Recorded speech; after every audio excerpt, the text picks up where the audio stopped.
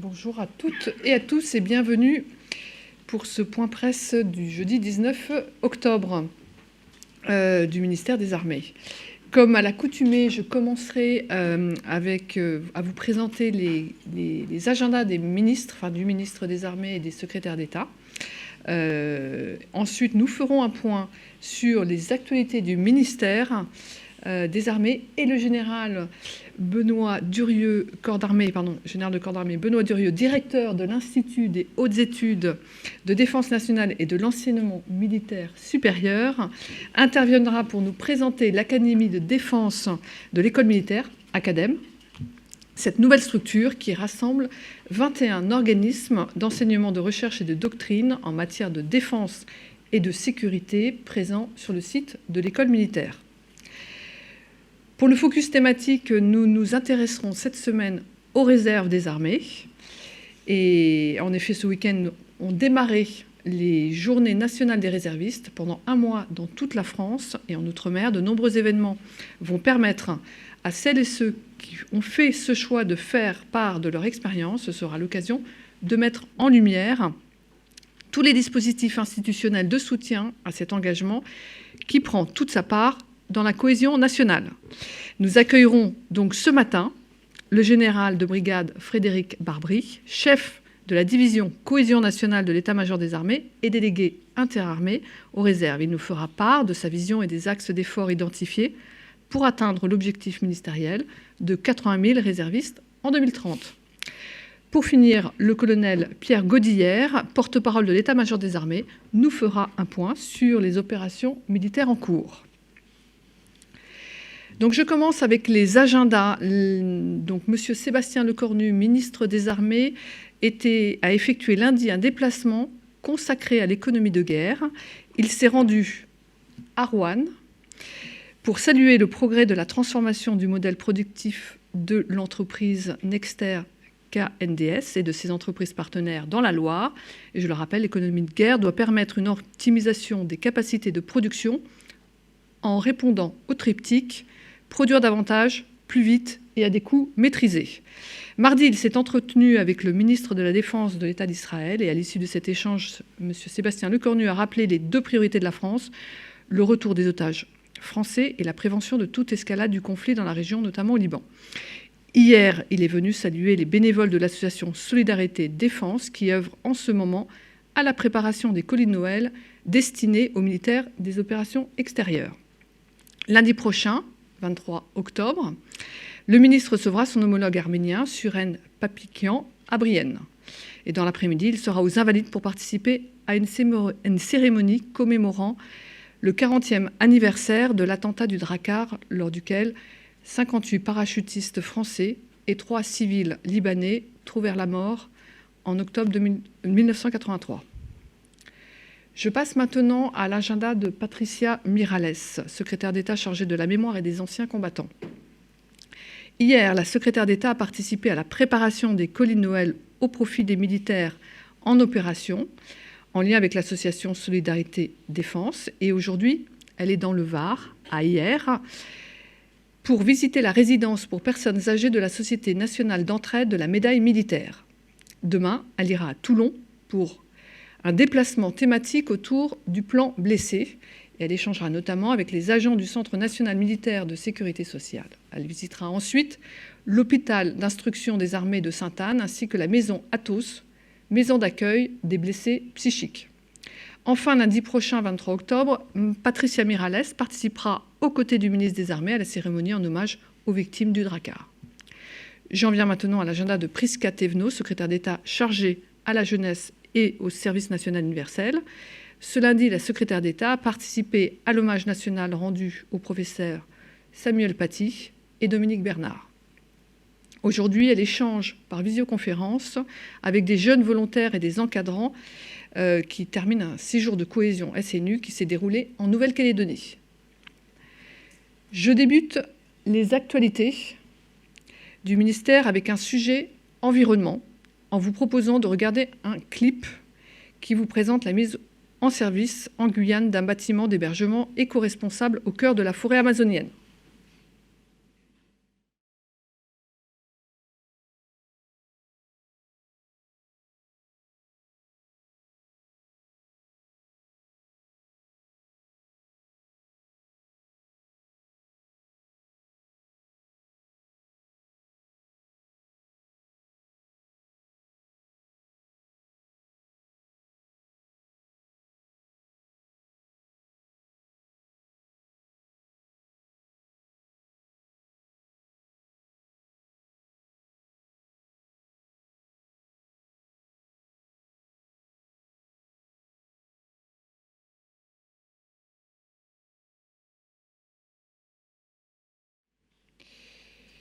Alors, donc ce car B, construction traditionnelle amérindienne en bois, a été construit dans le cadre de la mission Harpie, comme vous avez pu le voir, qui lutte contre l'orpaillage illégal en Guyane.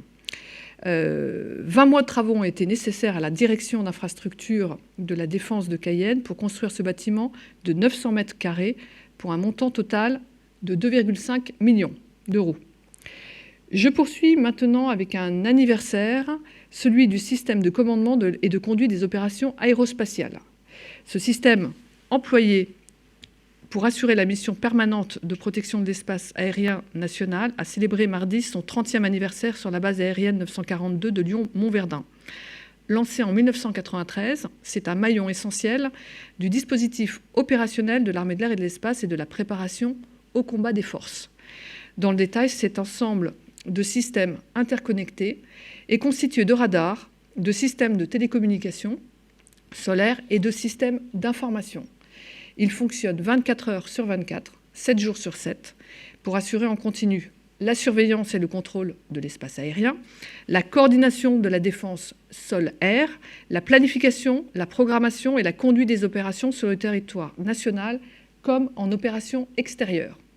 Et il est indispensable à la posture permanente de sécurité aérienne qui est la mission prioritaire de l'armée de l'air et de l'espace. Je reviens à présent sur l'opération Calliope 23.3 de la Marine nationale. Dans la continuité de la mission Calliope menée en octobre 1922 et des suivantes, qui se sont déroulées en mai et juin 2023, la Marine a conduit sa 4e opération de maîtrise des fonds marins de fin septembre à début octobre 2023. Calliope 23.3 a été menée en Atlantique avec le concours de l'Ifremer. L'objectif était de poursuivre la consolidation des capacités de maîtrise des fonds marins de la Marine, en particulier sur les volets agir et surveiller. À cette fin, un robot téléopéré a été mis en œuvre jusqu'à 4680 mètres de profondeur. Cette opération a permis de poursuivre la montée en compétence de la Marine nationale dans ce domaine, d'une part, des états-majors pour la planification de l'opération, d'autre part, du groupe d'intervention sous la mer, en acculturant les équipages à ce type de mission. Cette mission offre également l'opportunité d'alimenter les travaux capacitaires et d'affiner le concept d'emploi des drones sous-marins et des robots téléopérés. En assurant cette mission une surveillance de zone, en assurant par cette mission de surveillance de zone d'infrastructures sensibles et d'objets d'intérêt, la Marine confirme sa capacité à connaître, surveiller et agir dans les grands fonds. Et toujours dans le domaine maritime, quelques mots sur la participation du chef d'état-major de la Marine nationale au 7e symposium des chefs d'état-major des marines riveraines du golfe de Guinée à Lomo, au Togo. Ce symposium s'est déroulé hier et se poursuit aujourd'hui avec un VIP Day. La rencontre est organisée par la République du Togo en partenariat avec la marine française et avec le soutien de l'Union européenne. Et elle a pour thème « États et partenaires du golfe de Guinée, protégeons nos espaces maritimes pour le développement de l'économie bleue ». De fait, le symposium est consacré au renforcement de la coopération et de la coordination entre les pays de la région pour faire face aux défis maritimes communs. La marine française coopère avec les États riverains du golfe de Guinée. Elle constitue depuis plus de 30 ans un soutien majeur du développement de la sécurité maritime dans la zone. Inscrivant son action dans le respect de la souveraineté de ces pays, la marine française représente un partenaire majeur des marines africaines, en plus des moyens humains et matériels. Ce partenariat s'illustre par le partage d'expériences et l'apport de son expertise. Enfin, je vous rappelle que la France dispose à Brest d'un centre d'expertise dédié à la sûreté maritime à compétence mondiale, le MICA Center. Et dans le golfe de Guinée, il évalue la situation maritime et apporte un soutien aux professionnels de la mer, contribuant ainsi à la sécurité de cet espace maritime et des marins de la zone. Je passe maintenant au domaine capacitaire avec, pour commencer, 2 annonces qui concernent le véhicule Serval. Tout d'abord, la livraison le 19 septembre de 6 nouveaux véhicules au centre d'appui et de préparation au combat interarmes 51 à Mourmelon, ce qui porte à 150 le nombre de Serval livrés jusqu'à présent à l'armée de terre. Complément du véhicule blindé multirôle lourd Griffon, le véhicule Serval est particulièrement maniable. Il est conçu pour pouvoir intervenir dans les zones de contact avec l'ennemi. Et dans sa version véhicule de patrouille blindé, le Serval est engagé en échelon d'urgence. Il renforce également les moyens déployés au sein des forces terrestres pour l'appui et le soutien. Les véhicules Serval sont assemblés dans l'usine de production de Nexter KNDS à Roanne, dans laquelle s'est rendu le ministre des Armées lundi. La cible du programme Scorpion est de 978 véhicules, dont 129 livrés au titre de l'année 2023. Seconde annonce concernant le Serval, c'est la qualification le 25 septembre des versions véhicules de patrouille blindés, observation artillerie, et de véhicules de patrouille blindés SAN sanitaire. Le Serval Observation Artillerie a pour vocation de transporter une équipe d'observateurs avancés et d'assurer les communications entre les moyens engagés au sol et les capacités d'appui aérien. Le Serval Sanitaire a, lui, pour vocation d'équiper le personnel médical mobile du service de santé des armées pour l'évacuation sanitaire. Les véhicules Serval d'observation artillerie et sanitaire ont chacun subi une campagne d'essais respectivement de 7 et 15 semaines, sollicitant les installations et faisant appel au personnel des centres d'expertise et d'essais de la DGA, avec le concours du SSA pour la version sanitaire. Dans le domaine capacitaine toujours, la DGA a réceptionné les 2 premiers des 18 nouveaux systèmes d'artillerie César Mk1 commandés en juillet 2022 et auprès de Nexter Systems en recomplètement des cessions à l'Ukraine. Ces 2 systèmes seront livrés avant la fin du mois au 35e régiment d'artillerie parachutiste et au 93 régiment d'artillerie montagne de l'armée de terre. Dans une posture d'économie de guerre et bénéficiant des délais de production réduits de Nexter Systems, la DGA poursuivra le recomplètement des stocks César avec une cible de 4 livraisons supplémentaires en 2023 et 12 en 2024. Le César est un système d'artillerie de 155 mm monté sur un camion, se positionnant ainsi entre le canon tracté et l'automoteur blindé chenillé. Consignant allongement de la portée et mobilité, il dispose d'une portée de tir de plus de 40 km et peut atteindre sur route des vitesses de plus de 80 km/h sur des distances supérieures à 600 km. Je cède à présent la parole au général de corps d'armée Benoît Durieux, afin qu'il nous présente la toute nouvelle Académie de défense de l'école militaire, incubateur de réflexion stratégique d'envergure internationale. Général, c'est à vous. Merci beaucoup, Madame la Directrice. Bonjour à tous. Je suis très heureux d'être là et d'avoir l'occasion de vous présenter ce projet auquel beaucoup ont travaillé au sein de l'école militaire, mais bien au-delà. Voilà. Pour partir du début, je pense qu'à l'origine de ce projet, il y a les bouleversements stratégiques auxquels nous assistons. Depuis, vous êtes tous des observateurs ici, ou tous ceux qui nous suivent à distance, je crois, attentifs de la scène stratégique, mais l'Afghanistan, la Libye, le Sahel, le Levant, et puis beaucoup plus récemment, bien évidemment, l'agression russe contre l'Ukraine, la crise et les agressions du Hamas contre Israël, ou bien, il y a quelques semaines maintenant, le renouveau de guerre au Haut-Karabakh, tout ça montre que nous avons un environnement stratégique qui est en profonde évolution, voire qui est bouleversé. Et vous le savez aussi, ça s'accompagne d'une fragilisation des cadres internationaux, du multilatéralisme. J'ai vu que, je crois, il y a 2 jours, la Douma avait autorisé Vladimir Poutine à dénoncer le traité d'interdiction complète des essais nucléaires, mais ce n'est que le dernier épisode en date et on ne peut qu'être préoccupé par ces évolutions. Et quand on regarde quelles sont nos réflexions en France, mais aussi dans les cercles internationaux, en particulier au sein de l'Union européenne ou au sein de l'OTAN, on voit très bien que nous avons du mal à appréhender ces phénomènes. Les concepts nouveaux émergent, la guerre hybride, la guerre de haute intensité, des débats sur la frontière de la guerre entre la guerre militaire, le terrorisme, la cyberdéfense, la cybersécurité, la guerre économique. on voit très bien que nous avons du mal à appréhender ces nouveaux concepts, ces nouveaux phénomènes. Et je ne peux pas résister à la tentation de faire référence à Clausewitz qui disait que la guerre est un caméléon qui change en permanence. Et donc, je crois que plus que jamais, nous avons un besoin vital en réalité, de concevoir nos stratégies, de réfléchir à ce que c'est que la défense nationale, pourquoi faire et comment. Et pour relever ce défi, nous avons en France un moyen, un levier, un gisement de réflexion qui peut-être pour l'instant a été sous-exploité. Laissez-moi faire un petit retour en arrière. 1751, le roi Louis XV prend un édit de création de l'école militaire pour former des officiers.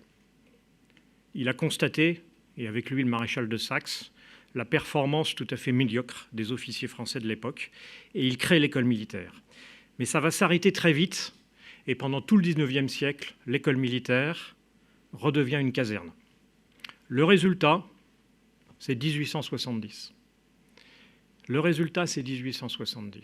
Et après 1870, il y a une réaction.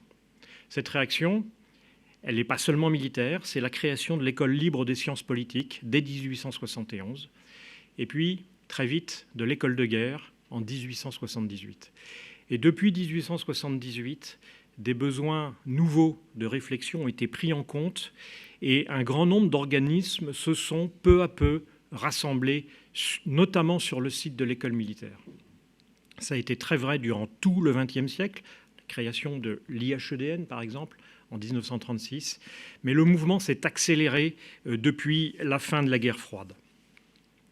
Et aujourd'hui, il y a 21 organismes qui, sur le site de l'école militaire, agissent dans les domaines de la réflexion, de la recherche, de la formation des dirigeants, de la doctrine. La formation des dirigeants, c'est l'IHEDN, l'école de guerre, bien sûr, le Centre des hautes études militaires, mais c'est aussi l'Académie de défense, l'Académie du renseignement, c'est aussi l'Institut des hautes études du ministère de l'Intérieur, c'est le centre de formation du ministère de la Défense, par exemple. Les centres de doctrine, vous les connaissez probablement, ils éclairent les travaux des trois armées et de l'état-major des armées. Et puis, dans le domaine de la recherche, il y a bien sûr l'Institut de recherche stratégique de l'école militaire, mais aussi les chaires, la chaire de cyberdéfense de l'IHEDN, la chaire d'économie de défense de l'IHEDN, la chaire d'études de stratégie aérospatiale, la chaire nouvelle venue consacrée au territoire national, et donc une très grande capacité de réflexion. Là, vous avez l'ensemble des logos de ces organismes. Et donc, face au constat que j'évoquais en introduction, avec l'ensemble des chefs d'organismes dont je fais partie, nous nous sommes concertés et nous avons proposé au ministre des Armées un projet qu'il a non seulement accepté, soutenu, mais en réalité qu'il érige au rang de priorité pour le ministère des Armées. Ce projet, c'est donc celui de l'Académie de défense de l'école militaire. L'Académie de défense de l'école militaire, c'est quoi ? C'est trois choses. C'est une confédération, un forum, une interface. C'est donc d'abord une confédération entre l'ensemble de ces organismes. Je m'empresse de le dire, chacun de ces organismes va conserver sa pleine indépendance, ou au moins va rester au service de son autorité d'emploi et va conserver toutes ses prérogatives. Mais ces organismes, en se réunissant autour d'une table, ils vont pouvoir mieux agir ensemble, ils vont pouvoir bénéficier de ressources supplémentaires. Aucun d'entre eux ne va perdre le moindre emploi. Je dis ça parce que j'ai entendu des bruits à ce sujet. Et au contraire, le ministre, le chef d'état-major des armées ont décidé de mettre au service de cette Académie de défense de l'école militaire des ressources supplémentaires qui, elles, seront mutualisées au profit de tous. Par exemple, à venir, la création d'un centre de wargame. Et donc, ces organismes, en se rassemblant, ils vont réussir à mieux travailler ensemble, ils vont échanger des conférenciers, ils vont échanger des dossiers, ils vont participer encore davantage à des événements en commun. Ce sera aussi un forum. Et ce forum, il a 3 grandes caractéristiques qui font, à mon avis, son originalité. D'abord, ce forum, il porte sur l'ensemble du spectre des sujets de défense nationale. Et donc, c'est-à-dire pas seulement la défense militaire, mais aussi il s'intéressera à toutes les menaces qui peuvent peser sur notre liberté, nos intérêts en tant que nation. Quelques exemples. La défense de notre souveraineté industrielle, la défense de nos intérêts en termes de puissance économique, la lutte contre la désinformation, la lutte contre les cyberattaques, la lutte contre les ingérences, et donc de très nombreux sujets qui se situent dans les domaines économiques, militaires, industriels, maritimes, etc. Et donc, ça, c'est la première caractéristique de ce forum. La deuxième caractéristique, c'est que si on fait référence à l'université, il rassemble des chercheurs de toutes les disciplines. Au sein de l'école militaire, nous avons des juristes, des politistes, des historiens, des sociologues, des économistes.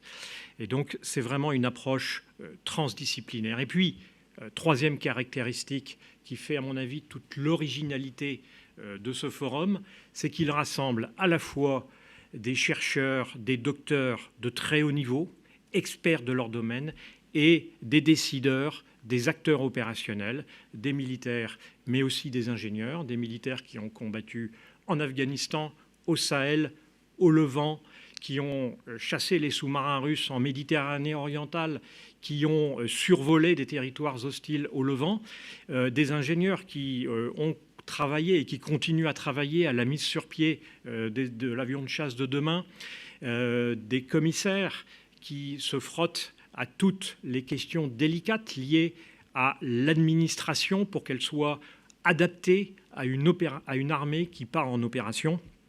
Et donc, je crois que là, il y a une très grande richesse. Et puis, dernier point, cette Académie de défense de l'école militaire, ce sera une interface avec le monde intellectuel français, avec les universités, avec les établissements d'enseignement supérieur et de recherche, avec tous ceux qui s'intéressent à ces questions, parce que je crois qu'il faut vraiment qu'on réfléchisse ensemble. C'est un peu finalement le même sujet que celui qui sera évoqué juste après sur les réserves. Ce n'est pas les militaires, ce n'est pas les experts qui peuvent réfléchir seuls à ces sujets. Et je crois que ça, c'est absolument fondamental. Et puis, ce sera véritablement, et l'ambition est d'en faire un centre de rayonnement de la pensée stratégique française d'envergure internationale, pour dialoguer avec les institutions équivalentes ou qui interviennent dans le même domaine, qu'elles soient en Europe, aux États-Unis, au Canada, en Algérie, au Maroc, dans tous les pays avec lesquels nous pouvons avoir des partenariats, en Afrique, en Asie ou au Levant. Et donc là, je crois qu'il y a une très grande ambition. Alors si je devais, pour conclure très vite, finalement, si on regarde l'école militaire dans la longue durée, on pourrait dire 1751, création de l'école militaire, 1878, l'école militaire reprend sa vocation de site consacré à la réflexion. 2023, la création de l'Académie de défense de l'école militaire qui traduit véritablement une nouvelle ambition. Et donc, je vous invite tous à venir la semaine prochaine, le 26 octobre. Le 26 octobre, le matin, Sébastien Lecornu, le ministre des Armées, inaugurera officiellement l'Académie de défense de l'école militaire, décrira l'ambition du ministère en matière d'appui à la recherche stratégique. Moi-même, j'aurai l'occasion d'aller plus avant dans les détails de cette ambition, de faire appel à tous ceux qui, en France, pour le 26 octobre, souhaitent participer à cet élan. Et puis, nous aurons l'occasion aussi, notamment dans l'après-midi, nous avons organisé plusieurs ateliers, notamment avec des institutions ou des organismes non parisiens. Pourquoi? Parce que donc la Fondation méditerranéenne pour les études stratégiques, par exemple, Lyon 3, parce que Academ, c'est pas une institution, c'est pas une ambition parisienne, c'est une ambition qui est véritablement beaucoup plus large. Et donc, il y aura une table ronde sur la situation au Moyen-Orient, qui avait été prévu bien avant les événements tragiques des derniers jours. Une autre table ronde sur la question de l'adaptation des capacités militaires à l'engagement en coalition. Et puis une troisième sur le sujet important de la documentation et des bibliothèques dans le domaine de la réflexion stratégique.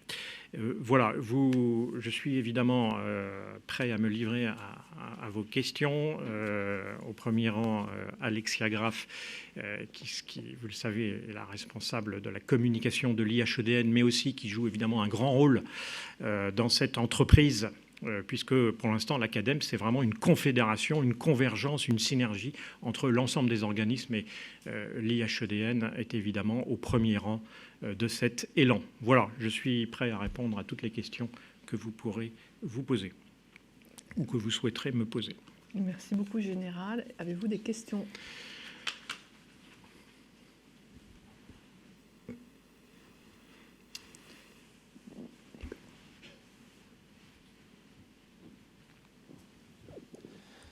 Bonjour, général Nicolas Barot-Figaro.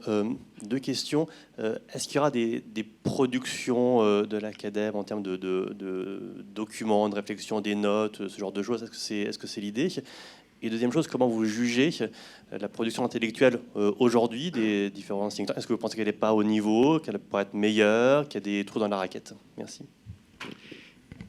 Alors, on peut peut-être commencer par la deuxième question. Je pense qu'on a en France une réflexion dans le domaine de la défense et de la stratégie qui est réelle, qui est originale et qui n'a pas à rougir. Je prends l'exemple, vous savez que je crois que l'IFRI est régulièrement très bien classé, je ne sais pas s'il est premier ou deuxième des think tanks à l'échelle mondiale. Il y a d'autres think tanks, l'IRIS, la FRS, l'ensemble des sites qui, par exemple, sont sur le lieu de l'école militaire, mais pas seulement, je crois, produisent une réflexion de qualité. Ce qui manque probablement, c'est notre capacité à mieux à produire en fait un phénomène de résonance, pour ceux qui sont familiers des phénomènes physiques, un phénomène de résonance pour donner plus d'écho à ces réflexions, et notamment à l'étranger. C'est vrai, on ne va pas se le cacher, que publier et réfléchir en français, ça limite fatalement l'ampleur du rayonnement qu'on peut espérer. Donc il faut qu'on trouve les moyens de surmonter ces obstacles. Il faut qu'on trouve les moyens, effectivement, aussi de mieux publier, de mieux faire connaître ces réflexions. Et donc j'en arrive à votre deuxième question. Bien évidemment, je le dis, cette interface, cette Académie de défense de l'école militaire, elle a d'abord pour vocation de permettre à chacun de ces organismes membres de mieux rayonner, de mieux se faire connaître en créant une marque. Mais aussi, l'Académie de défense de l'école militaire en tant que telle va organiser des événements, va diversifier les moyens de débat. Ça peut être des événements, des panels, des conférences, mais ça peut être aussi des choses qui se feront plus en ligne. Et puis également de publier, on va voir dans comment, mais certainement de toute façon sur le nouveau site de l'Académie de défense de l'école militaire. Pardon ? Oui, et puis voilà, et puis on est en train de réfléchir avec la DICODE, mais on va certainement lancer un podcast qui sera ouvert à l'ensemble des membres, de façon à ce que véritablement on puisse faire profiter tous les acteurs de ce débat des réflexions qui sont conduites au sein de l'Académie de défense de l'école militaire. Avez-vous d'autres questions ? Bien évidemment, nous vous tiendrons informés des conférences à venir qui sont ouvertes à la presse et puis des publications également à venir. Si pas de questions, je vais poursuivre. Et si, il y a des questions. Des questions en Allez-y. ligne, c'est ça? Oui, oui. Oui, voilà, en ligne. N'hésitez pas à vous présenter. Général Haute-Leroy, à l'appareil. Bonjour. Vous parlez... Bonjour Aude. Bonjour. Vous parliez de ressources supplémentaires. Qu'est-ce que c'est concrètement? Est-ce que c'est financier? Est-ce que c'est en emploi? Est-ce que c'est, je ne sais pas. Et deuxièmement, quelle garantie avez-vous que cette vingtaine d'organismes, si j'ai la bonne amplitude, puissent fonctionner ensemble? Est-ce que les différents organismes de tutelle sont prêts à collaborer ensemble? Parce que parfois, on sait qu'il peut y avoir des querelles de chapelle, donc c'est pas toujours évident. Oui, ça c'est vrai que c'est la vie, mais moi, ce dont je peux témoigner, c'est que dans la première partie de ta question, c'était sur les ressources. Oui. Je vais venir d'abord à la deuxième partie. Ce dont je peux témoigner, c'est que l'ensemble des organismes et membres d'Academ, les 21, ont tous fait le même constat, ont tous acté la nécessité d'être davantage ensemble, et ils ont tous, d'ailleurs, signé une même charte où ils vont le faire, ils l'ont validée, on va la signer de manière un petit peu officielle le 25 octobre, la veille de l'inauguration officielle, pour dire qu'ils voulaient travailler ensemble. Et ce projet... donc il a recueilli, je crois, bien au-delà de l'assentiment et de l'accord, mais véritablement soulevé un vrai intérêt, voire un enthousiasme de beaucoup des organismes qui sont sur le site de l'école militaire, et y compris de leurs autorités. J'ai moi-même présenté ce projet au chef d'état-major, au SEMA, au ministre à travers son cabinet, à la directrice générale des relations internationales et de la stratégie, avec l'appui de la directrice de la communication défense. Donc je crois qu'il y a un véritable intérêt du côté de Matignon, puisque vous avez le CNRLT qui a la tutelle de l'Académie du renseignement. J'ai rencontré Pascal Mayos, qui était également extrêmement intéressé et désireux de participer à ce projet. Et il en est de même pour le ministère de l'Intérieur, qui a la tutelle de l'IHEMI, du centre de formation des dirigeants de la gendarmerie et du centre de recherche de l'école des officiers de la gendarmerie nationale, qui a une antenne à l'école militaire. Et donc, et d'ailleurs, ça explique pourquoi, en effet, les autorités, notamment du ministère des Armées, pour l'instant, mais ensuite on va aller au-delà, ont décidé d'appuyer ce projet en donnant à l'Académie de défense de l'école militaire quelques moyens humains supplémentaires, parce que des événements, ça ne se construit pas comme ça. Il faut du monde pour les organiser, il faut penser, il faut écrire, il faut coordonner, il faut être en relation, et puis quelques ressources nécessaires à l'organisation d'événements, notamment de portée internationale. Mais je suis très confiant dans ce domaine, et je crois que là, il y a un véritable effet de levier dont, si j'étais un chef d'entreprise, je dirais que la rentabilité sera extrêmement importante. D'accord, donc il y a une enveloppe budgétaire qui est dédiée. Il y aura il y aura de l'argent en plus pour l'Académie de défense de l'école militaire par rapport aujourd'hui au budget de l'ensemble de ces organismes. Merci. Merci beaucoup. D'autres questions? Très bien.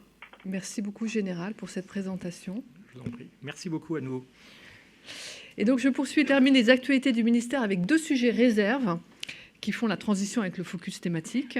Pour commencer, quelques mots sur l'exercice Vulcain qui débutera le 30 octobre prochain dans l'Allier. Organisé par la 4e brigade d'aérocombat, il aura la particularité d'être joué uniquement par des réservistes. Il y en aura à peu près 300. Et cette brigade est en effet dotée d'un état-major tactique armé à 100% par des réservistes.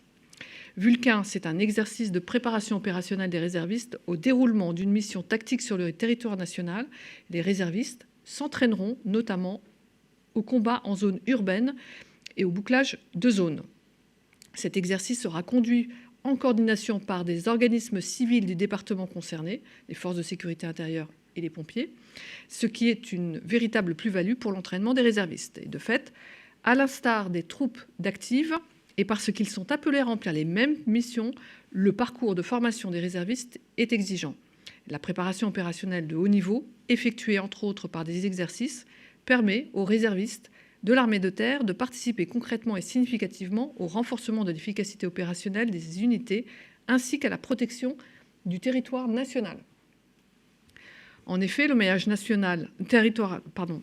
territorial de l'armée de terre lui permet d'intervenir en complément des moyens des autres ministères en cas de crise ou de catastrophe, contribuant ainsi à la défense de la nation. Pour vivre de l'intérieur cet exercice et mieux comprendre ses finalités, un VIP-Day est organisé le 2 novembre et j'invite les médias qui sont intéressés à se rapprocher du CIRPATER. La seconde actualité, réserve, c'est le lancement par la DGA de la réserve opérationnelle industrielle de défense. Cette nouvelle réserve s'inscrit dans le contexte d'économie de guerre pour renforcer l'industrie d'armement en cas de crise majeure. Et l'ambition est d'atteindre environ 3000 réservistes d'ici 2030. Les premiers contrats de réserve opérationnelle industrielle de défense ont été signés le 5 octobre avec l'industriel Scania lors du forum Entreprise Défense à Satory. J'en ai terminé avec les actualités du ministère. Avez-vous des questions en salle ou en audio avant de passer au focus thématique?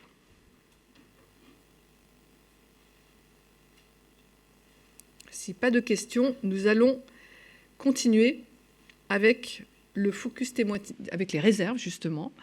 Comme je le disais en introduction, les journées nationales des réservistes JNR ont été lancées ce week-end. C'est la 3e édition et elle a pour thème « Réservistes s'engager au service du collectif ».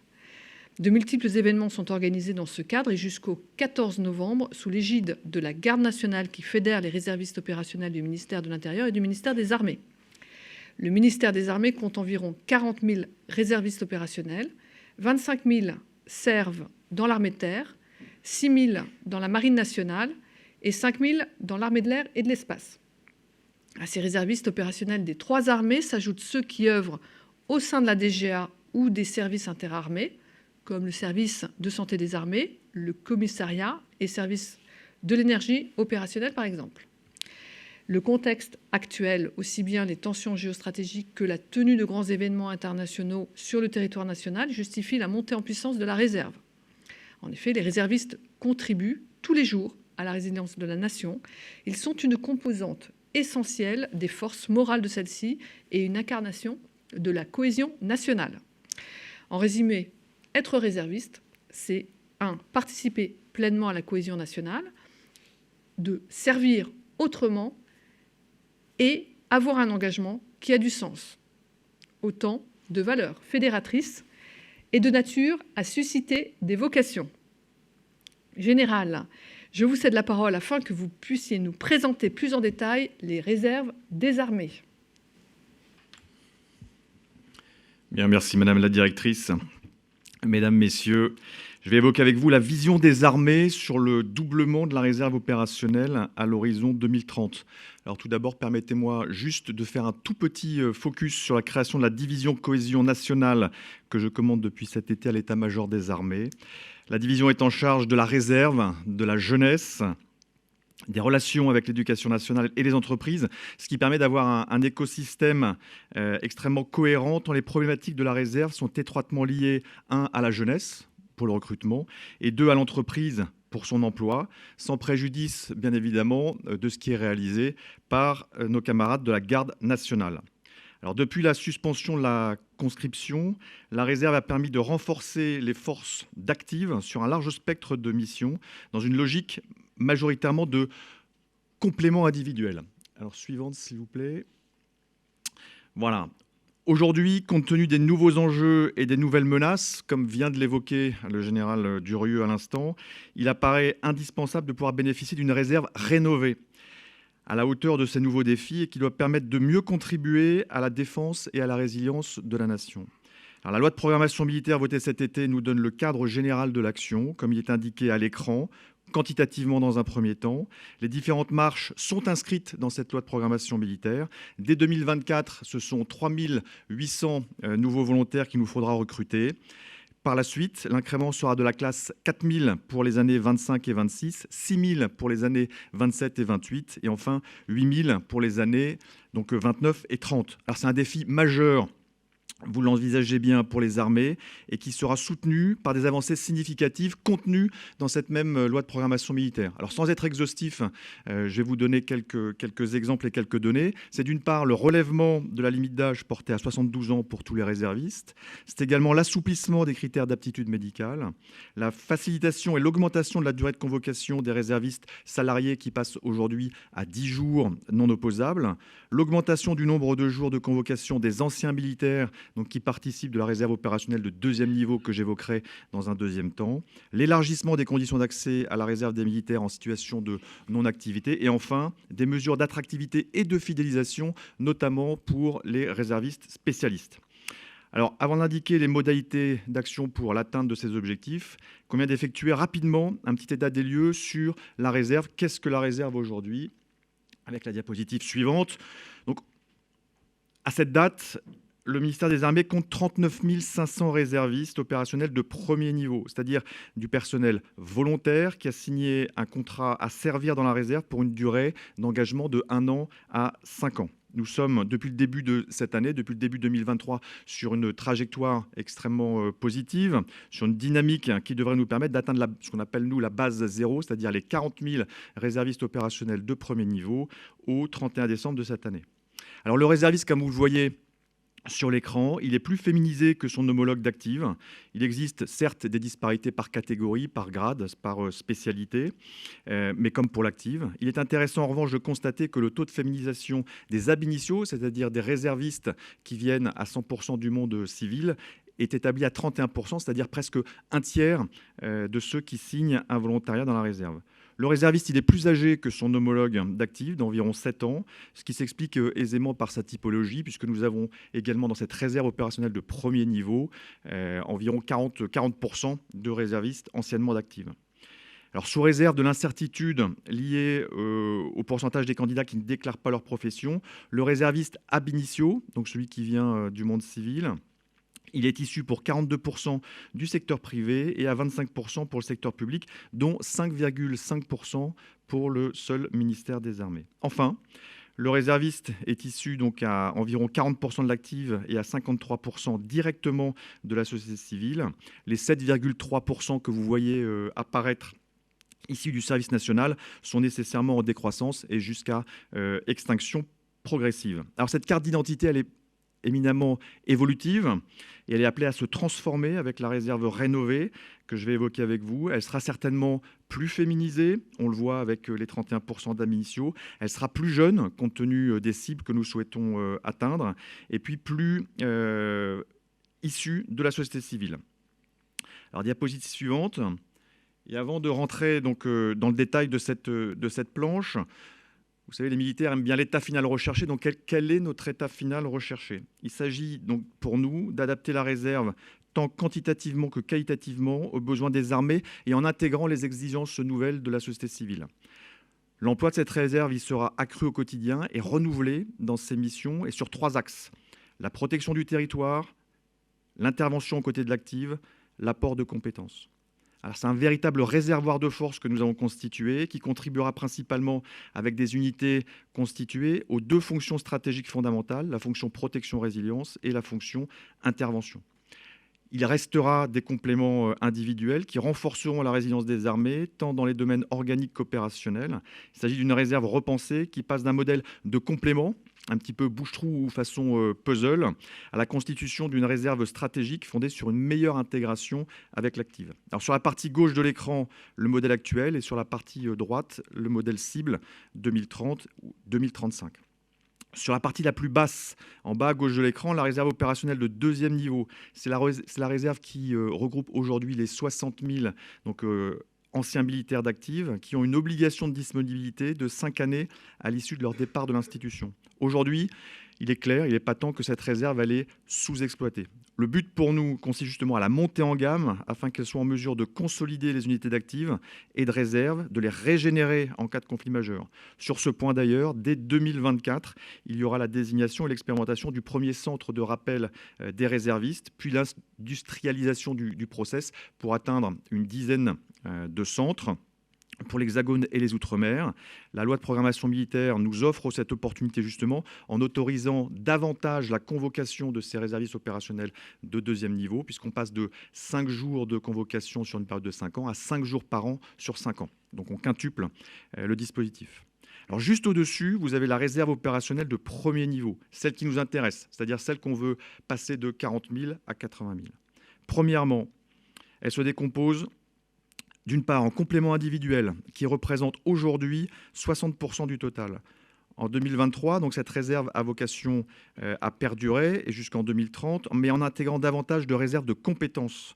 On passe donc d'une logique de flux poussé à une véritable logique de flux tiré où les armées, directions et services viennent bien capter la ressource dont ils ont besoin, une ressource de compétences rares qui permettront notamment le recentrage du personnel d'active sur son cœur de métier. Deuxièmement, les unités élémentaires de réservistes, UER, qui englobent 16 000 militaires donc en 2023, et elles ont vocation à se développer dans une logique de croissance donc exponentielle. Vous voyez bien l'inversion du rapport de force entre le modèle aujourd'hui en 2023 et le modèle en 2030. Ces UER, donc unités élémentaires de réservistes, se déclineront en des unités équipées et entraînées dans les 3 armées, directions et services, et en constituant, encore une fois, des réservoirs de force pour renforcer donc, la protection des installations militaires, opérer sur la zone arrière, compléter ou relever les unités d'active engagées en intervention.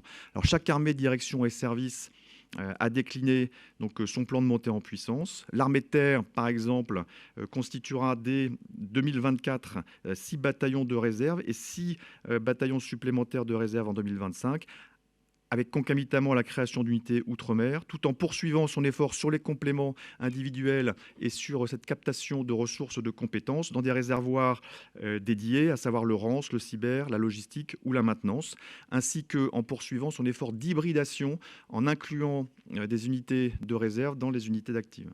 Pour la Marine nationale, ce sera le déploiement de 3 flottilles côtières sur l'ensemble du littoral en Atlantique dès 2024, puis ultérieurement en Méditerranée et en Manche, ainsi que 6 escouades outre-mer, avec un effort sur les Antilles dès 2025, mais également la constitution de 30 unités de réserve opérationnelle de la marine dans les ports attachés. Enfin, l'armée de l'air et de l'espace va voir la génération d'une base aérienne de réserve et la création d'escadrons de réserve de l'armée de l'air et de l'espace, adossés à chaque base aérienne, site outre-mer inclus. Les directions et services ne sont pas en reste et sont sur la même dynamique avec la création d'entités nouvelles. À titre d'illustration, dès 2027, le service des énergies opérationnelles créera une unité de soutien donc, pétrolière auprès de la base pétrolière interarmée sur un modèle de parité entre active et réserve. Alors pour y arriver, c'est l'objet de la flèche qui passe du modèle 2023 au modèle 2030-2035. Nous allons mettre en œuvre les mesures suivantes. 1. Le recrutement. Il s'agit pour nous de refondre le parcours entièrement, parcours d'engagement du réserviste, en le rendant plus simple, plus lisible, plus rapide, mieux accompagné, avec notamment un objectif qualitatif de réduire ce parcours d'engagement à environ 10 semaines. Parallèlement, dès le recrutement, la gestion des compétences sera mise en place. Il fera l'objet de tous nos efforts sur la base d'un catalogue de reconnaissance croisée des compétences à la fois civiles et militaires, en in et en out. Deuxième point, l'instruction. Le but consiste à former aux justes besoins dans toutes les armées, directions et services, avec la définition néanmoins d'un socle commun sur la base d'enseignement à distance et de MOOC, Massive Online Open Courses, qui seront garants donc, de l'insertion de ces réservistes et garants également de leur militarité. L'entraînement enfin, le point numéro 3, avec la montée en gamme de l'entraînement, puisque nous souhaitons passer d'une logique actuelle qui est de 17% de l'emploi du temps du réserviste sur l'entraînement et le passer à 20-25% à terme. Et puis une réflexion enfin sur le renforcement de l'attractivité et de la fidélisation donc de nos camarades réservistes tout au long de leur parcours, en améliorant notamment la lisibilité de celui-ci, ainsi que le pilotage des compétences, j'y reviens, et de l'employabilité. Alors à cet égard, le plan Réserve 35, il s'appuie donc sur 3 facteurs clés. Premièrement, une stratégie de communication dédiée qui sera à la fois institutionnelle et déclinée par les principales composantes dans le respect de la subsidiarité. Et cette stratégie, outre le recrutement et la promotion des réserves, devra également valoriser leur reconnaissance en mettant en valeur leur action au profit des forces, mais également au profit de la nation. Deuxièmement, le système d'information ROC, réserviste opérationnel connecté, qui doit devenir l'outil majeur et intégrateur, la pierre angulaire donc de l'information, du recrutement, de la gestion et du pilotage de cette montée en puissance vers notre objectif terminal. À ce jour, il rencontre une excellente adhésion auprès des employeurs militaires comme outil de gestion. Il doit encore progresser sur son interface utilisateur. La version numéro 2 est attendue pour la mi-2024. Et puis troisièmement, les ressources. Le travail d'expression de besoin a été réalisé par les différentes armées de direction et services. Aujourd'hui, le besoin rentré en loi de programmation militaire 24-30 pour le doublement donc, de la réserve est estimé et de la classe de l'ordre du milliard 4. Au bilan, il s'agit d'un chantier considérable qui constitue une véritable rupture, un changement de paradigme dans l'appréhension de l'emploi des réserves au sein des armées. Ce défi ne saurait être relevé sans la mobilisation de tous les acteurs, internes bien évidemment, mais également externes, car ils sont la clé de l'emploi au juste niveau de cette réserve rénovée.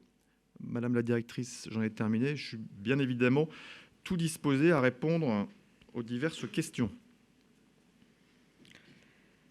Merci beaucoup, Général. Avez-vous des questions ?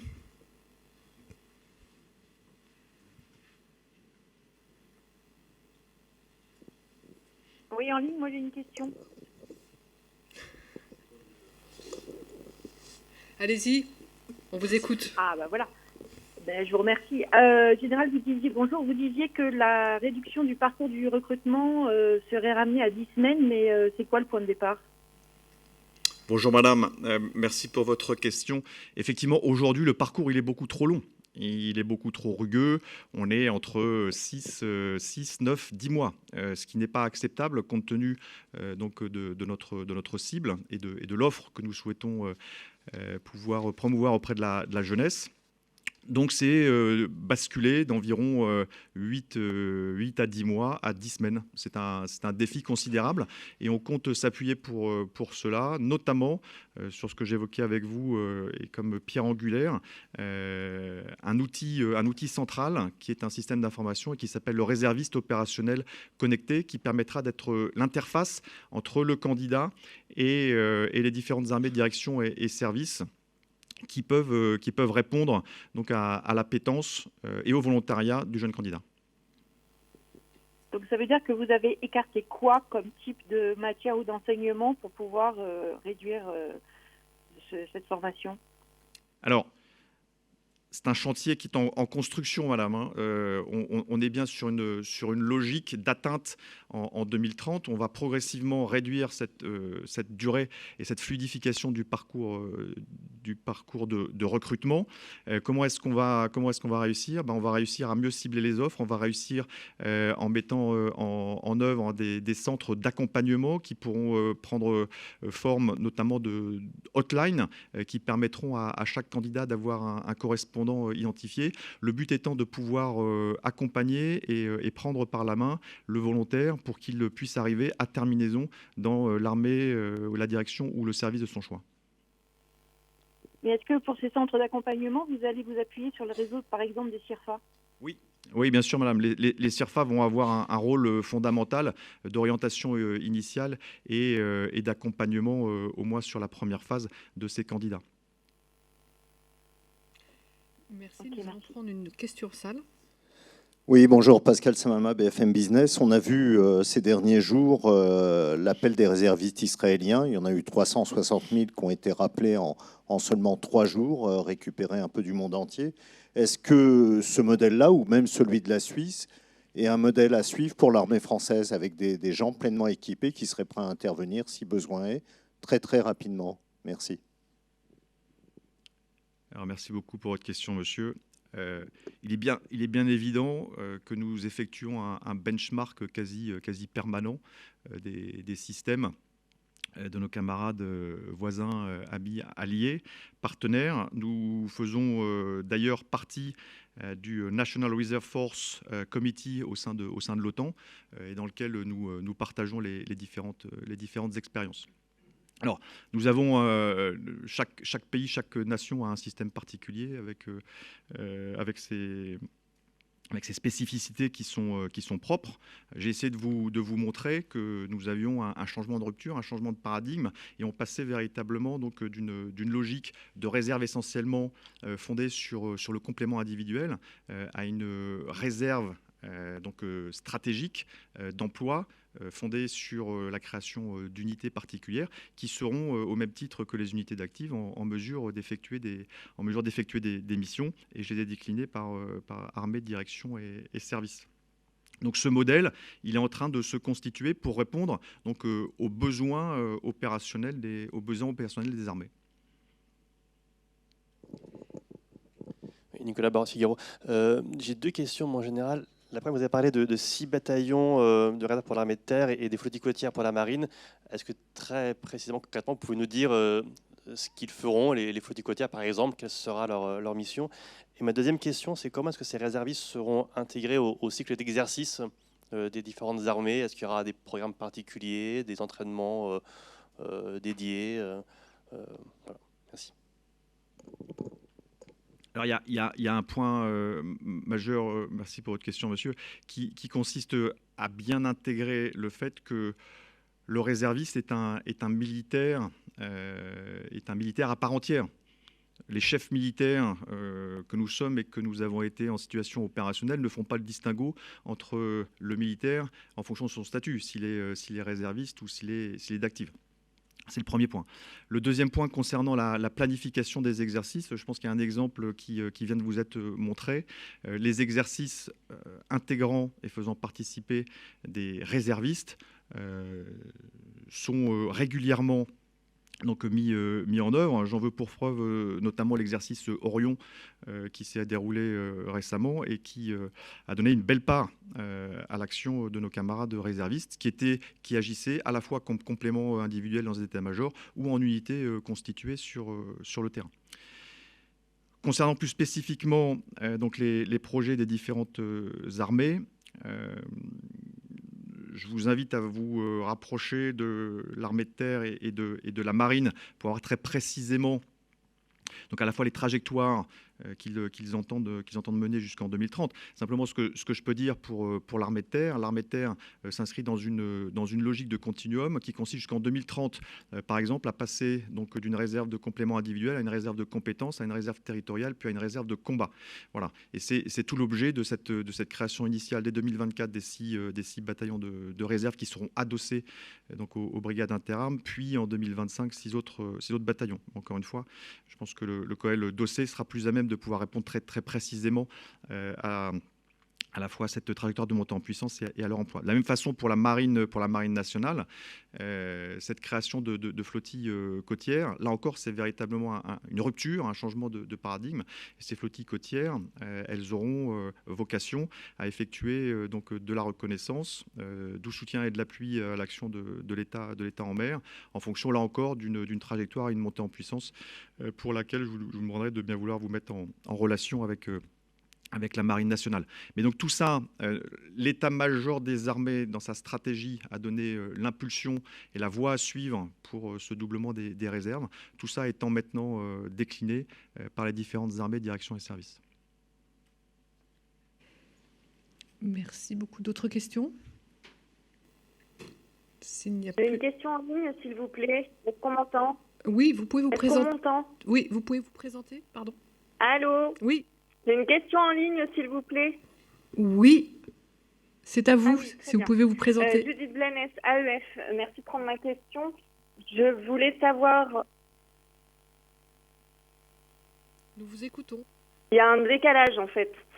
Je voulais savoir comment les armées comptaient se différencier pour pouvoir recruter autant de réservistes, dans la mesure où vos voisins ou cousins gendarmes et policiers ont aussi des objectifs de recrutement de réservistes très ambitieux. Merci.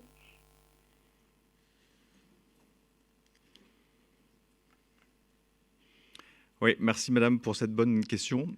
C'est effectivement un objectif quantitatif qui est extrêmement ambitieux. On travaille donc conjointement avec nos camarades policiers et gendarmes, notamment donc via le forum que constitue le secrétariat général pour la garde nationale.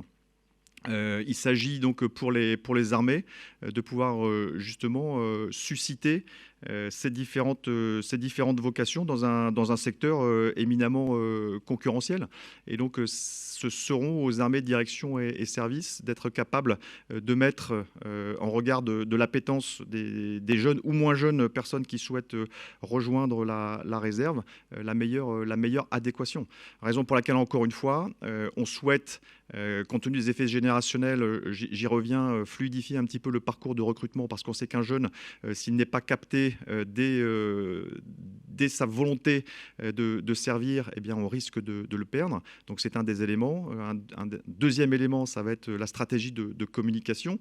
Il va s'agir pour nous d'être au rendez-vous donc de la volonté d'engagement, et il y a une volonté d'engagement forte de cette génération Z qui a ce besoin de sens et qui est toute prête à s'investir. Maintenant, je ne vous cache pas que effectivement les volumes de recrutement sont conséquents et qu'il faudra aller au résultat.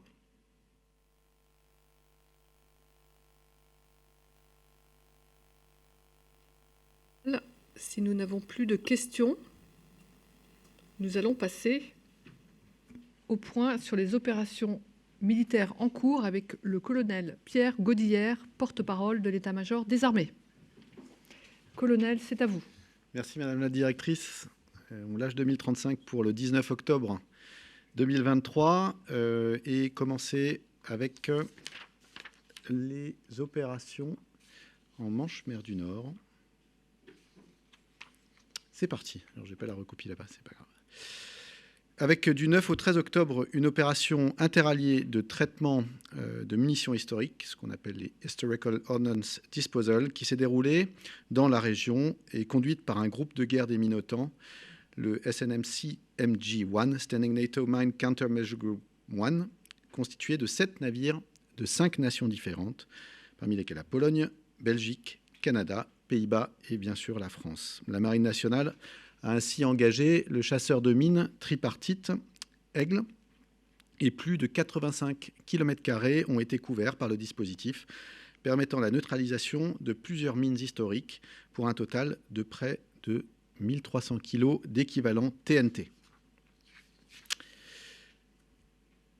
On continue sur le flanc est de l'Europe avec une coopération dans le cadre du Battle Group de l'OTAN déployé en Estonie, et on va illustrer ça par un film avant que je revienne sur cette diapo.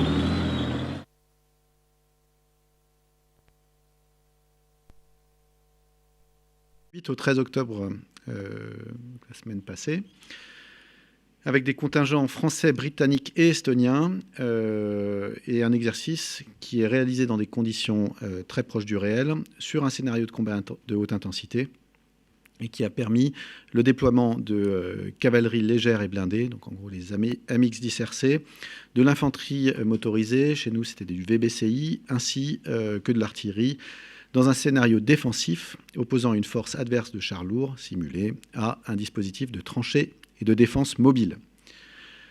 Dans les airs, et toujours sur le flanc est, une mission aérienne au profit de l'OTAN effectuée par un AWACS de la base aérienne d'Avor pour une mission de surveillance aérienne dans le ciel roumain. Ces missions sont conduites régulièrement depuis la France et contribuent à la surveillance du ciel de l'Alliance, assurant aussi à la France une capacité autonome d'appréciation de situation dans cette zone.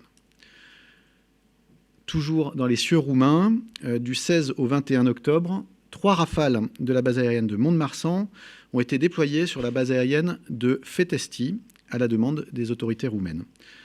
Les Rafales français réalisent des missions d'entraînement aux côtés des F-16 roumains, incluant des phases de combat à vue et de combat radar, et des entraînements qui gagnent en intensité au fur et à mesure de la semaine, et qui développent cette fameuse interopérabilité, donc la capacité à travailler entre alliés avec des procédures partagées. Ce sont des procédures de type OTAN, bien évidemment.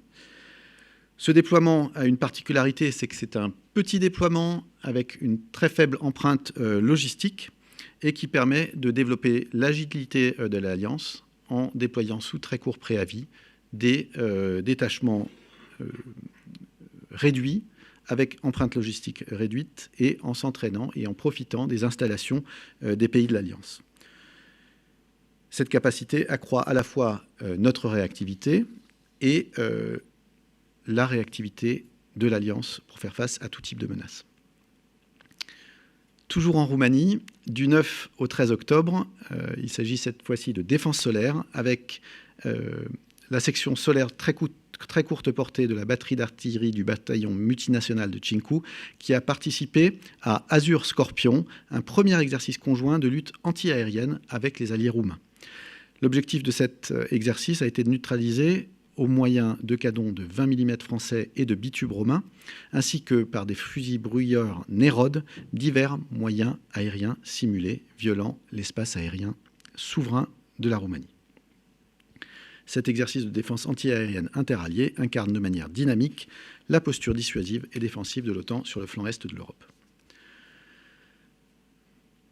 En Bulgarie, du 8 au 23 octobre, un Atlantique 2 a été déployé pour la première fois en Bulgarie avec un déploiement qui vise à la réalisation de vols de surveillance maritime afin de rechercher et localiser d'éventuelles mines dérivantes, contribuant ainsi à la préservation de la liberté de circulation maritime dans cette zone. L'Atlantique 2 a également participé à l'exercice OTAN Brise 23, organisé par la Bulgarie les 17 et 18 octobre. Et c'est un exercice qui réunit 13 nations différentes. Ce tout premier déploiement en Bulgarie, dans la lignée des déploiements depuis la Sud en Grèce ou Constanța en Roumanie que vous avez pu suivre cette année, illustre là aussi l'engagement auprès de nos alliés de la France sur le flanc est de l'Alliance. En Atlantique, et cette fois-ci du côté de l'Union européenne, depuis le 11 octobre, le porte-avions amphibie, le porte-hélicoptère amphibie Tonnerre et le détachement interarmé embarqué se sont intégrés dans l'exercice militaire européen MILEX 23, Military Exercise. La particularité, c'est que c'est un exercice qui est planifié et conduit sous commandement européen, avec 9 nations, l'Espagne, la France, le Portugal, l'Autriche, l'Italie, la Roumanie, la Hongrie, l'Irlande et Malte, qui regroupe 2800 militaires, et pour un entraînement à la gestion de crise avec une thématique amphibie sur la côte atlantique espagnole. L'objectif de ce MILEX 23 est de développer les capacités militaires communes de l'Union européenne pour conduire une opération autonome dans un environnement de menace hybride. Et ça fait suite à la boussole stratégique de 2022. Pour cela, le groupe amphibie du Tonnerre intègre notamment une force de réaction embarquée et un détachement aéromobile de 6 hélicoptères, 3 gazelles et 2 cougars de l'aviation légère de l'armée de terre et un Puma de l'armée de l'air et de l'espace. Le chasseur de mines tripartite Croix du Sud accompagne également le porte-hélicoptère amphibie. Les moyens de l'ensemble des nations participantes ont été placés sous les ordres d'un état-major tactique international, multinational, sous commandement espagnol depuis le porte-aéronef Juan Carlos. Nous basculons en Afrique, dans le golfe de Guinée, avec des activités de coopération dans le cadre de la mission Corymbe et une semaine marquée notamment par le lancement de l'exercice annuel Grand African Nemo 2023, Gano 2023, au large de Lagos. Du 10 au 12 octobre, le porte-hélicoptère amphibie Mistral, cette fois-ci, a réalisé des exercices bilatéraux avec le Nigeria, le Bénin et le Togo, et des exercices de visite qui ont notamment conduit à aller sur des bâtiments suspects dans le cadre de scénarios de trafic illicite, pollution maritime, pêche illégale non déclarée et non réglementée. La frégate de surveillance Ventose a pris part à l'exercice en étant successivement alliée et opposant au profit des marines camerounaises, santoméennes et gabonaises. Le Falcon 50 a également apporté son concours sur les scénarios de lutte contre la pollution maritime. Et du 13 au 15 octobre, l'exercice a vu la partie synthèse rassembler plus de 25 nations dans des scénarios complexes, concrets et réalistes pour permettre aux marins de différentes nations de partager leur savoir-faire et améliorer leur interopérabilité dans le cadre de l'action de l'État en mer. Au Niger, conformément aux directives données par le président de la République le 24 septembre, le désengagement des forces françaises est en cours. Il s'effectue en coordination avec les forces nigériennes, en bon ordre et en sécurité. Les détachements, le fret et les véhicules désengagés rentrent en France afin de se réinsérer dans le cycle de préparation opérationnelle. Et nous avons le premier convoi qui était parti la semaine dernière, qui a bien quitté le Niger en bon ordre, en sécurité et sans encombre, en coordination avec les forces nigériennes. Au Proche et au Moyen-Orient, en Méditerranée orientale, le 10 octobre, la frégate légère furtive Surcouf a appareillé d'Izmir pour rejoindre sa zone de patrouille en Méditerranée orientale sous contrôle opérationnel national. Dans cette région d'intérêt, les armées contribuent à la capacité d'appréciation autonome de situation de la France, notamment dans le cadre du droit international et de la liberté de circulation maritime et aérienne en particulier, en Méditerranée, mais comme partout ailleurs. Par ailleurs, la frégate multimission Alsace a appareillé de Toulon pour rejoindre cette zone de patrouille en Méditerranée depuis le 17 octobre. Aux Émirats arabes unis, la FREM Languedoc a poursuivi sa patrouille en mer d'Arabie en soutien direct de la CTF 150, Combined Task Force 150, coalition multinationale assurant des missions de surveillance maritime, de lutte contre le terrorisme, contre la piraterie et contre les narcotrafics, et actuellement sous commandement français. Du 13 au 18 octobre, cette même frégate a réalisé une relâche opérationnelle à Mumbai, une escale qui s'inscrit dans le cadre du partenariat stratégique particulièrement développé avec l'Inde. Dans le cadre de l'opération Chamal, le détachement de Rafale de la base aérienne projetée au Levant continue d'assurer la permanence aérienne de la coalition au-dessus de la zone. Et dans ce cadre, et dans le cadre de la lutte contre Daesh, différents vols de reconnaissance sur différents points d'intérêt stratégique ont été réalisés par ces Rafales. Le 17 octobre, ils ont également conduit, à partir de la base aérienne projetée, une mission d'entraînement à l'interception radar au profit de contrôleurs de défense irakiens, contrôleurs de défense aérienne. Et durant cette mission, les Rafales ont été ravitaillés en vol par le C-135 français que vous voyez à l'écran. On revient sur le territoire national, à commencer par l'opération Sentinelle, qui a été, à la demande du président de la République, les armées ont renforcé le dispositif de sécurisation des lieux sensibles en France depuis le samedi 14 octobre. Et ce renforcement passe par le rehaussement des mesures déjà existantes pour l'opération Sentinelle. Le volume des forces mobilisées peut aller donc jusqu'à 7000 hommes, ainsi que les lieux qui sont surveillés et qui évoluent en fonction des besoins des autorités préfectorales. La mobilité de la force Sentinelle permet d'assurer, en coordination avec les forces de l'ordre, la protection des lieux sensibles, culturels et des lieux de transport névralgiques notamment. Alors, pour les forces armées en Polynésie française. Depuis le 4 octobre, un Falcon 200 Guardian des FAPF a rejoint la base aérienne de Futenma au Japon afin de participer à la mission ECC Aeto. Aeto est le nom donné à la contribution française de l'UNCC ECC, donc United Nations Security Council Enforcement Coordination Cell, une mission destinée à lutter contre le contournement des sanctions de la communauté internationale par la Corée du Nord. Depuis le début de son déploiement, le Guardian a effectué 7 vols de patrouille en mer de Chine orientale en vue de documenter toute irrégularité. En Nouvelle-Calédonie, on est au Fazoï. Voilà. Du 9 au 27 octobre, un stage d'aguerrissement au profit des officiers des États de l'Indo-Pacifique Sud se déroule donc en Nouvelle-Calédonie. Il rassemble des formations au combat d'infanterie, des phases nautiques, de la formation au combat interarmes et interarmées. Et également, le patrouilleur outre-mer Auguste Bénébig a été admis au service actif et a débuté sa première patrouille opérationnelle le 17 octobre.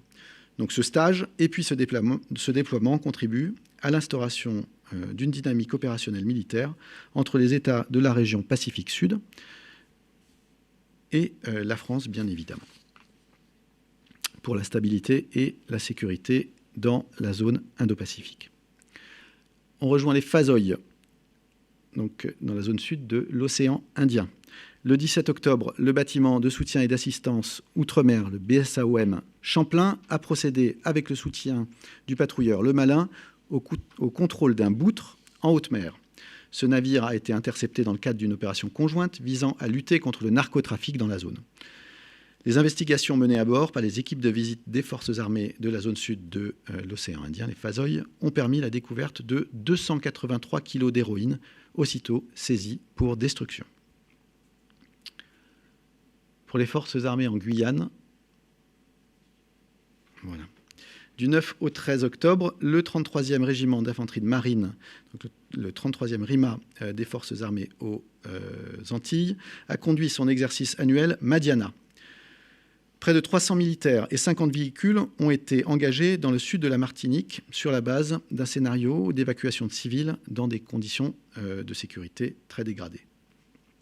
Le déploiement du bâtiment de soutien et d'assistance outre-mer, le BSAOM du Mont d'Urville, d'un avion CASA des forces armées en Guyane et des différentes directions et services en soutien du 33e RIMA ont permis d'éprouver l'interopérabilité des forces engagées. Cet exercice a contribué à entretenir le savoir-faire des militaires susceptibles d'être déployés sous court préavis dans la zone Caraïbe en cas de catastrophe naturelle, de crise humanitaire ou sécuritaire pour la protection des Français et des populations des pays voisins. Donc cette fois-ci, plus spécifiquement en Guyane, du 18 septembre au 13 octobre, une soixantaine de militaires des FAG, des forces armées en Guyane, ont mené une vaste opération de lutte contre l'orpaillage illégal aux côtés des forces armées brésiliennes du 34e bataillon d'infanterie de la Selva. Au bilan, de nombreux équipements ont été saisis, notamment de l'armement, des moyens de télécommunication, des équipements de chantier et de transport. Et en appui de cette action de coopération franco-brésilienne, une forte coordination interservices et internationale a permis de conduire des actions simultanées sur différentes zones et mener ainsi une opération d'envergure. J'ai terminé ce rapide tour des opérations et je suis prêt à répondre à vos différentes questions. Oui, Monsieur Barotte.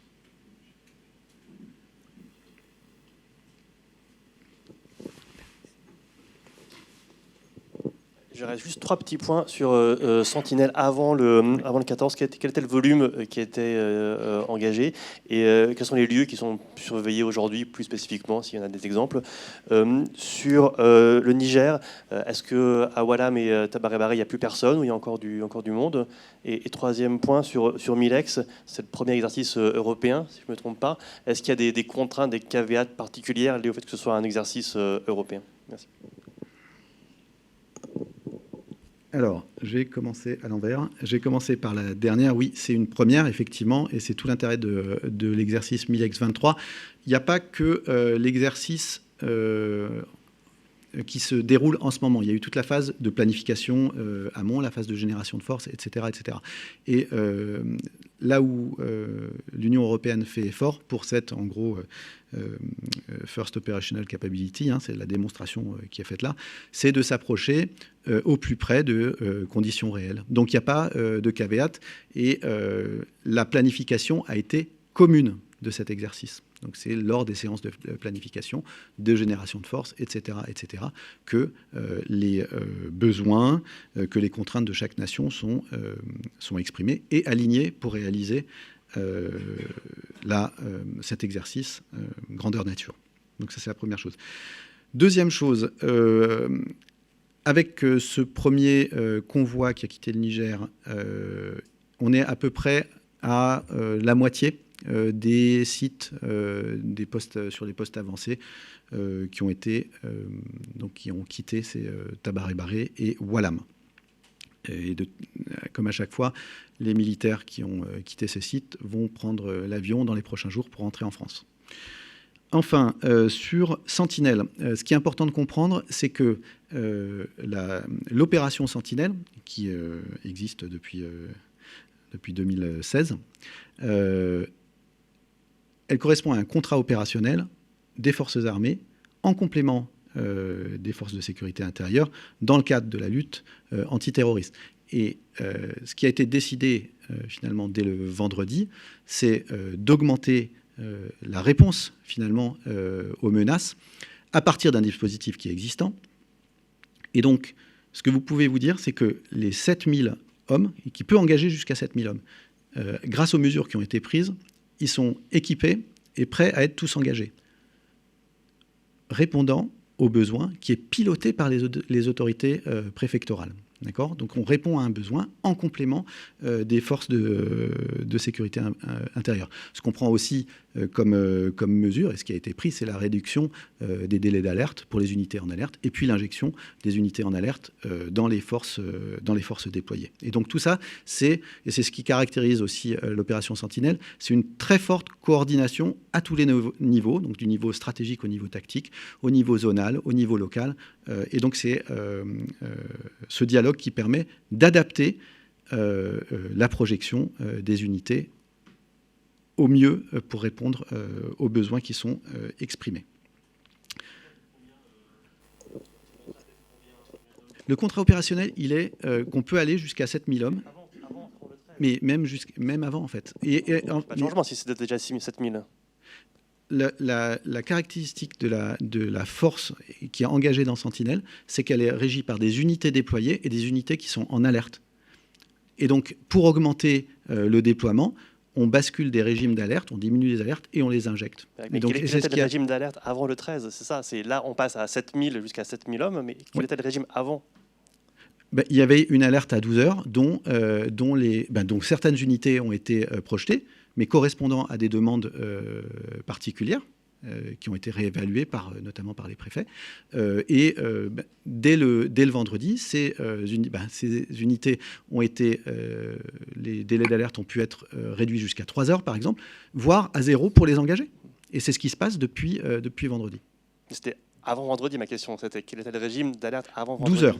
12 heures. Et donc pour combien de militaires ? Pour être en mesure, en réponse aux demandes des autorités, d'aller jusqu'à 7000 hommes déployés. Donc avant vendredi, c'était déjà 7000 hommes. Le contrat opérationnel de Sentinelle prévoit de pouvoir engager 7000 hommes à la demande. Ce qui a été une mesure qui a été prise, c'est d'avoir, par exemple, en équipant en anticipation les unités qui ont été ensuite réinjectées dans le dispositif déployé, c'est de les équiper dès maintenant. C'est là où je vous dis, les 7000 hommes peuvent être engagés à la demande. Voilà. Bonjour, Didier Loras à l'agence France Presse. Oui. Je voudrais juste revenir sur le Niger, enfin le Tchad plutôt. Est-ce que vous pouvez nous confirmer que les discussions ont commencé avec les autorités camerounaises pour aller jusqu'à Douala pour le matériel qui nécessitera de passer par la terre? Et si oui, est-ce que les discussions se passent correctement? Et par ailleurs, est-ce que vous avez une idée du délai avec lesquels, le timing des premiers passages vers le Cameroun? Merci. Alors, j'ai pas d'informations sur des négociations ou des travaux avec le Cameroun. Je peux revenir en revanche sur bien que ce sont des options qui sont étudiées en anticipation, ce dont on avait parlé il y a quelques semaines, pour désengager une force, les armées anticipent et planifient diverses solutions. C'est pas celle qui est retenue en l'état actuel des choses, mais elle fait partie des options qui sont potentiellement envisagées. Le désengagement, puisque vous parlez de délai,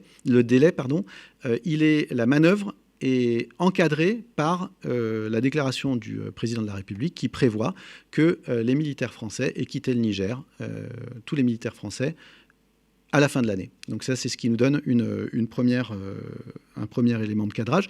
Le deuxième élément de cadrage, c'est que, en coordination avec les Nigériens, ce retrait, ce désengagement s'effectue de manière, ce qu'on appelle multimodale, en gros par voie routière et voie aérienne. Et que les autorisations ou que les itinéraires ou que les différents modes d'acheminement, ils vont continuer à être évalués tout au long de la manœuvre jusqu'à la fin de l'année. Et si d'autres options se dégagent, elles seront utilisées bien évidemment pour garder ce tempo. Mais excusez-moi, il me semble comprendre de votre réponse que vous laissez entendre que le passage par Douala n'est pas obligatoire, alors que j'avais compris que de toute façon, il y avait quand même du matériel lourd qui ne pourrait pas sortir autrement que par bateau. Est-ce que je me trompe? Il y a très probablement du matériel lourd qui partira par bateau. L'itinéraire pour rejoindre des ports, il n'y a pas que Douala, et pas encore arrêté. Il y a différentes options qui sont étudiées et c'est pas encore arrêté. Et on pourra en discuter. Ok, merci.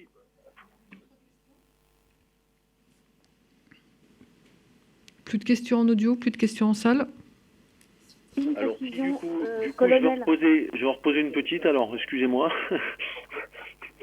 En termes de sécurité, donc ce premier convoi s'est bien passé, encadré par les autorités nigériennes dans le territoire nigérien et par les autorités tchadiennes ensuite. Est-ce que vous avez reçu l'assurance des deux parties que ces convois perdureraient jusqu'au bout, donc possiblement jusqu'à fin décembre, sachant que les problèmes sécuritaires évidemment ne vont pas s'arrêter là aujourd'hui après le premier convoi? C'est tout l'intérêt de se coordonner en transparence, donc notamment avec les Nigériens et les forces armées nigériennes et les forces de défense et de sécurité nigériennes, et d'avoir un plan qui est en transparence pour anticiper effectivement les itinéraires, avec une menace qui existe. Et c'est bien pour ça que quand on parle d'un retrait ou d'un désengagement en bon ordre, en sécurité, et en coordination avec les Nigériens, tous ces mots sont importants. En bon ordre, c'est-à-dire que cette manœuvre s'effectue conformément avec la planification qui a été arrêtée et qu'on actualise en fonction de ce qu'on appelle la conduite, des aléas au jour le jour. En sécurité, c'est que dans un contexte où la menace de groupes armés terroristes existe toujours, dans la zone des 3 frontières, par exemple, eh bien, nos militaires sont préparés. C'est ce qu'ils ont fait pendant les 2 mois avant de commencer à conduire cette manœuvre. C'est bien de se préparer à à remplir cette mission, qui est une opération à la fois logistique et puis aussi de sécurisation de la force qui désengage. Ça, c'est évident. Et la dernière chose, comme vous le soulignez, c'est que ces convois, par exemple, sont accompagnés par les forces de défense et de sécurité nigériennes. Et donc, c'est bien en coordination que toute cette équation se résout. Très bien, merci infiniment. Merci, monsieur. Merci à tous. Merci, colonel, pour ces explications. Nous vous souhaitons une très bonne journée. Nous vous donnons rendez-vous la semaine prochaine pour le prochain point presse, qui aura lieu donc le 26 octobre à 11h. Merci, très bonne journée. Au revoir.